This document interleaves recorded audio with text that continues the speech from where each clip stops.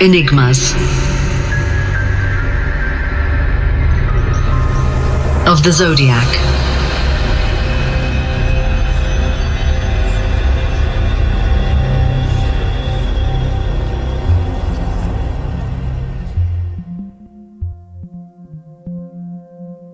The enigmas of psychic alchemy. In the Taurus-Scorpio axis,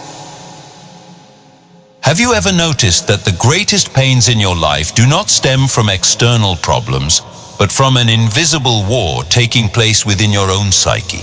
There is a secret portal in your mind where the desperate desire to hold on to matter collides with the brutal need to let go and be reborn. If you were born with the Sun, Moon, or Ascendant in Taurus or Scorpio, or if you simply attract people with these placements, you hold the key to the best-kept enigma of archetypal astrology and depth psychology. In the next few minutes, we are going to decode the hidden blueprint that governs your behavior, your relationships, and your capacity to accumulate or lose everything. What you are about to discover cannot be found in any commercial horoscope. This is soul engineering. Most people mistakenly believe that astrology is used to predict the future or label personalities. But the truth that the masses ignore is that the signs are, in reality, dynamic energy patterns, living archetypal structures that shape our perception and our neurotic conflicts in the here and now. When we look at the Taurus-Scorpio axis, we are not just talking about two signs on the astrological mandala, but the axis of existence itself, the sacred tension between creation and dissolution, between life and death. Stay with me until the end of this video, because I'm going to reveal how the hidden dynamics of Mercury, the Moon, and the Ascendant on this axis determine whether you are living a destiny of repeated suffering or if you are ready to express your highest, most conscious version. Before we dive deep into the hidden anatomy of this axis, make a pact with your personal development. If you are looking for a serious philosophical and truly transformative astrology, click the like button right now. Leave a comment sharing your experience with these signs, subscribe to the channel, and share this knowledge with those who need to awaken. By doing so, you ensure that you will receive our upcoming deep dives and prevent the algorithm from distancing you from true wisdom. The real meaning of the negative polarity. The forces of interiorization. To understand the enigma of Taurus and Scorpio, we must purify our minds from the biases of everyday language. In traditional astrology and archetypal psychology, this axis is classified as having a negative polarity. However, within the scope of depth psychology, negative has never meant something bad, malicious, or harmful. Negative polarity represents the energy of receptivity, interiorization, and depth. It is the magnetic force of yin, the principle that attracts, absorbs, gestates, and processes the world within itself. While signs of positive polarity externalize their energy through direct action and expansion into the outer world, the Taurus-Scorpio axis does the exact opposite. It internalizes the cosmos. Taurus absorbs the physical world through the senses, consolidating matter, growing roots, seeking stability, and assimilating the beauty and security of concrete life. Scorpio, on the other hand, internalizes the emotional and invisible world, diving into the subterranean currents of the unconscious, absorbing crises, mysteries, and psychic transformations. Therefore, understanding the negative polarity of this axis means accepting an invitation to stillness and profound self-awareness.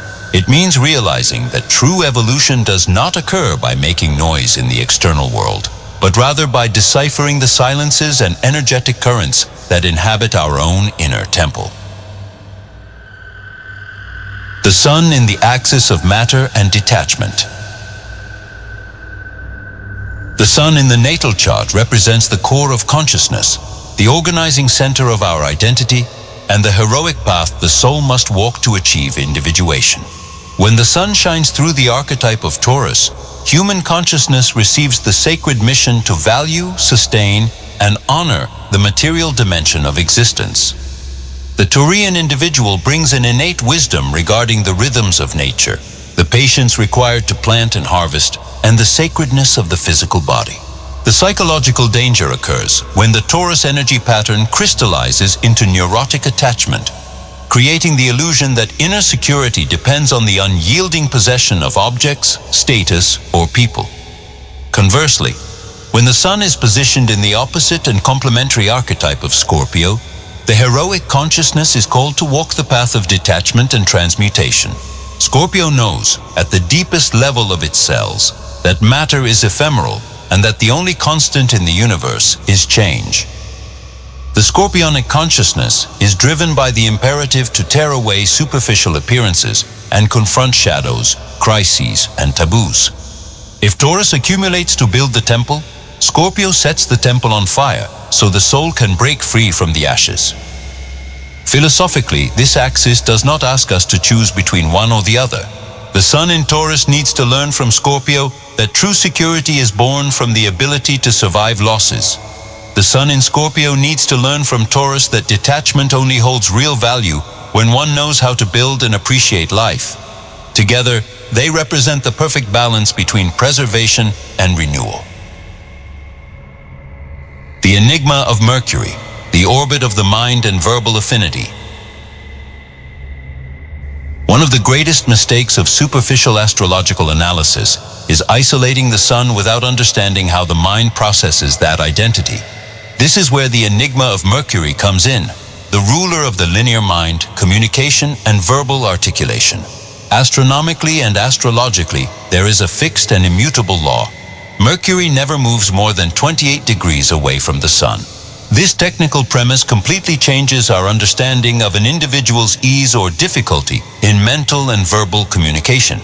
Due to this geometric limitation, if you have your Sun in Taurus or Scorpio, your Mercury can only be located in one of three possible positions: in the solar sign itself, in the sign immediately preceding it, or in the sign immediately following it. This proximity defines the structure of your mental affinity in relationships and your own internal dialogue. Let us analyze the practical scenarios. If an individual has the Sun in Taurus, their Mercury will necessarily be in Aries, Taurus, or Gemini. If it is in Taurus, the mind is pragmatic, deliberate, and focused on factual reality. If it is in Aries, the mind is impulsive and fast, creating a dynamic contrast with the solar calm. If it is in Gemini, the mind is extremely curious and verbal, easing Taurian rigidity. In the case of the Sun in Scorpio, their Mercury will necessarily be in Libra, Scorpio, or Sagittarius. If Mercury is in Scorpio, the mind is investigative, quiet, and penetrating. If it is in the preceding sign, Libra, communication seeks diplomacy and balance, softening Scorpionic intensity. If it is in the following sign, Sagittarius, the mind takes on a philosophical, expansive, and idealistic tone. When two people attempt to communicate, mental harmony will depend on whether their Mercuries are in compatible signs by element. If a Taurian's Mercury is in Taurus and their Scorpionic partner's Mercury is in Scorpio, the opposition of the signs can generate a mental tug-of-war, where both are fixed and stubborn in their convictions. However, if the Taurian has Mercury in Gemini, air, and the Scorpionic has Mercury in Libra, air, communication flows with extraordinary ease because the mental affinity of the air element overcomes the barriers of solar differences. Understanding the position of Mercury under this 28-degree premise is the only way to comprehend why certain minds integrate perfectly, while others seem to speak entirely different languages. The Moon and the labyrinths of emotion, attachment, affection, and dissonance. While the Sun defines our conscious essence and Mercury governs our mental machinery, the Moon represents our subconscious ocean. The Moon is associated with our automatic reactions, our need for emotional security, attachment, the search for affection, and the deep desire for mutual reciprocity. Unlike Mercury, the Moon is free and can be positioned in any of the 12 signs of the Zodiac at the moment of birth, regardless of where your Sun is located. When the Moon inhabits signs of the same element as the partner's Sun or Moon, an atmosphere of deep harmony and immediate validation is established. If two people have moons in water signs, Cancer, Scorpio, Pisces, or earth signs, Taurus, Virgo, Capricorn, there is an intuitive sense of comfort. They feel the world the same way, possess the same desire to be together, and understand each other's emotional language without the need for conceptual explanations. The true test of psychological maturity occurs when the moon is found in dissonant elements. Imagine a relationship where one individual has the moon in an earth sign, requiring stability, physical routine, and concrete demonstrations of affection, while the other has the moon in an air or fire sign, requiring space, novelty, and constant intellectual stimulation. In these cases, the relationship dynamic can be marked by a painful sense of distance, coldness, or indifference. However, archetypal psychology teaches us that this lunar dissonance is not a condemnation to failure, but a sacred invitation to self-knowledge. When you face the indifference or the different emotional style of the one you love, your psyche is being challenged to step out of the infantile egocentrism that demands the other person feel the world exactly as you do. Emotional dissonance is the mirror that invites you to perceive yourself, heal your attachment wounds, and improve your own capacity to love true otherness. The enigma of the ascendant, complementary opposites at the crossroads of encounter. If we cross all these layers, we arrive at the most visible manifestation point of our psychic structure, the ascendant. The ascendant is the zodiacal point that was rising on the eastern horizon at the exact moment of your birth. In depth psychology, it represents our persona, the filter through which we view reality, and consequently, the point of immediate attraction or repulsion upon first impression. There is an overwhelming magnetic phenomenon in the universe of human relationships that occurs when two people are born with ascendants in opposite signs. Imagine an encounter between someone with a Scorpio ascendant and another with a Taurus ascendant. In this specific arrangement, a perfect inversion of mirrors takes place. The axis of both individuals' astrological houses will overlap in perfect complementary opposition. One's horizon is the other's descendant. The attraction that arises from this alignment is almost inevitable, a gravitational force that pushes both souls into an immediate fusion, whether in a business partnership, a deep friendship, or an overwhelming romance. The individual with a Taurus ascendant exudes stability, serenity, and material grounding, which magnetizes the Scorpio ascendant, who lives internally amidst crises, intensities, and metamorphoses. In turn, the Scorpio ascendant offers the Taurian the depth, mystery, and passion that their earthly soul deeply craves. However, what begins as a magical attraction quickly reveals itself to be the greatest challenge to mutual growth. Because all the signs in one person's chart sit exactly on top of the opposite signs in the other's chart, their worldviews clash. Where one seeks peace, the other brings questioning. Where one seeks to uncover the hidden, the other wants to enjoy the visible surface. This scenario is not a mistake of fate. It is an alchemical invitation. Coexisting with the complementary opposite forces the individual to integrate the missing half within their own psyche. It is the sacred union of opposites that allows a person to abandon neurotic fragmentation and consciously express their wholeness in the here and now. The journey through archetypal and psychological astrology is the definitive path for anyone who wishes to stop being a plaything of the blind forces of the unconscious and start ruling their own destiny with wisdom and a philosophy of life. If this deep dive into the Taurus-Scorpio axis expanded your consciousness and brought you practical answers, do not keep this knowledge to yourself. Subscribe right now to our channel, Zodiac Enigmas, the psychology of the signs, leave your like, and turn on the notification bell.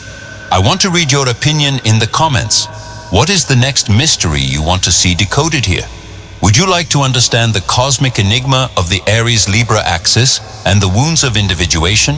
Or do you prefer to unveil the hidden dynamics of the Gemini-Sagittarius axis and the mind's search for meaning? Choose your next evolutionary step. Comment below, and I will see you in the next video right here on RC Zodiac Enigmas, the psychology of the signs.